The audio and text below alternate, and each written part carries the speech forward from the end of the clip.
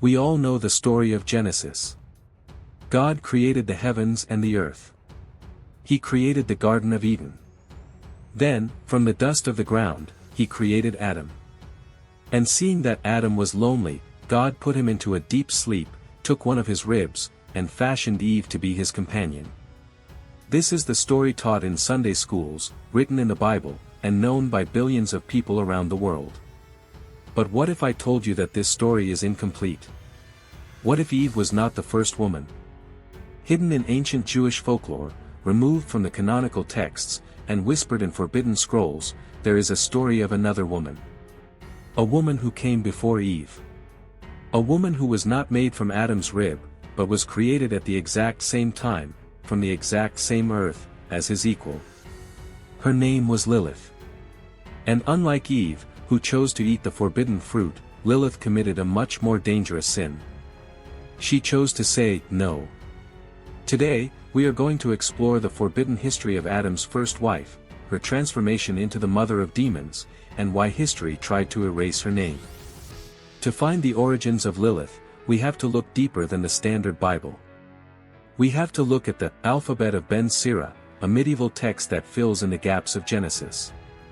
According to this text, after God created Adam, he immediately realized that it is not good for man to be alone. So, he created a woman. But he did not take a rib this time. He used the same clay, the same dust that he used for Adam. He breathed life into her and named her Lilith. At first, things seemed perfect. They were the first couple in paradise. But trouble began almost immediately. Adam and Lilith began to fight. But they weren't fighting about food or rules, they were fighting about power. Adam demanded that Lilith submit to him. He wanted to be the head of the household, the master. He told her, "You will lie beneath me." But Lilith refused. She looked Adam in the eye and said, "I will not lie beneath you, but only on top. For we are equal. We were both created from the earth." This was a revolutionary statement. Lilith was claiming absolute equality. She argued that since they were made from the same raw material by the same creator, neither was superior to the other. Adam, however, would not accept this. He tried to force her into submission. Realizing that Adam would never treat her as an equal, and that God would not intervene, Lilith made a desperate choice. She did the unthinkable. She uttered the ineffable name of God, a secret name of power that was forbidden to speak. Upon speaking the name, she grew wings. In a burst of magic and rebellion, she flew out of the Garden of Eden, leaving Adam and paradise behind forever. She chose freedom over obedience. She chose loneliness over servitude. Adam was devastated. He complained to God, saying, "The woman you gave me has fled."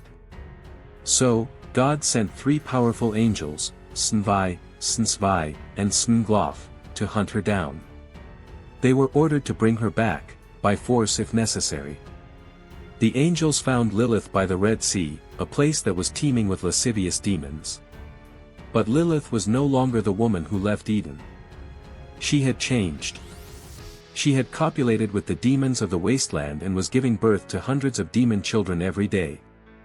The angels delivered God's ultimatum, "Return to Adam, or 100 of your children will die every day." Most people would surrender. But Lilith's will was made of iron. She told the angels, "I will not return. I cannot return to Adam after what I have become." She accepted the curse. She accepted the pain of losing her children, rather than losing her freedom. The angels, unable to force her back, struck a deal with her. Lilith swore that she would have power over human infants, causing sickness and death, but if she saw the names of the 3 angels written on an amulet above a baby's bed, she would spare the child. This is why, for centuries, parents placed amulets with the names Snvi, Snsvi, and Smnglof over their cribs, to protect them from the rage of Lilith. After this tragedy, God decided to try again with Adam. This time, to ensure there would be no arguments about equality, he didn't use the earth. He put Adam to sleep and took a rib from his side. He created Eve. Eve, being made from Adam, was seen as part of him, and therefore, subservient to him. The problem of equality was solved. But what happened to Lilith? She didn't just disappear. In mythology, she transformed into the ultimate night monster. She became the Succubus, a female demon who visits men in their sleep to seduce them and steal their seed to create more demon children.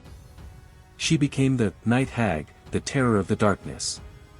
In ancient Sumerian texts, she is linked to Lilith, a wind spirit who brings disease and death. There is a famous artifact called the Burney Relief or the Queen of the Night, currently in the British Museum. It depicts a nude woman with wings and the talons of a bird of prey, standing on two lions, flanked by owls. Many historians believe this is the face of Lilith. Beautiful, terrifying, and untamable.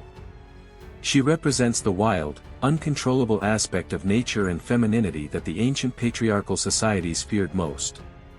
In the Bible, she is mentioned only once, in the book of Isaiah, 34:14, as a night creature, or screech owl, that dwells in the desolate ruins of Edom. She was pushed to the margins, turned into a monster to scare children and women into obedience. The message was clear: be like Eve, submissive and loyal, or you will end up like Lilith, a monster alone in the dark. However, in modern times, the story of Lilith has been reclaimed. Today, many do not see her as a demon, but as the first feminist. She is seen as a woman who knew her worth. A woman who realized that paradise is a prison if you have to kneel to stay there. She is an icon of independence. She paid a terrible price for her freedom, yes, but she remained the only human in history who was never kicked out of the Garden of Eden. She is the only one who walked out on her own terms. So, who was Lilith really? Was she a baby-killing demon born of jealousy and rage? Or was she a misunderstood rebel who simply wanted to be treated as an equal? The answer depends on who is telling the story. But one thing is certain: history tried to erase her, but it failed. Lilith is still here, haunting the edges of our myths, reminding us that some spirits can never be tamed.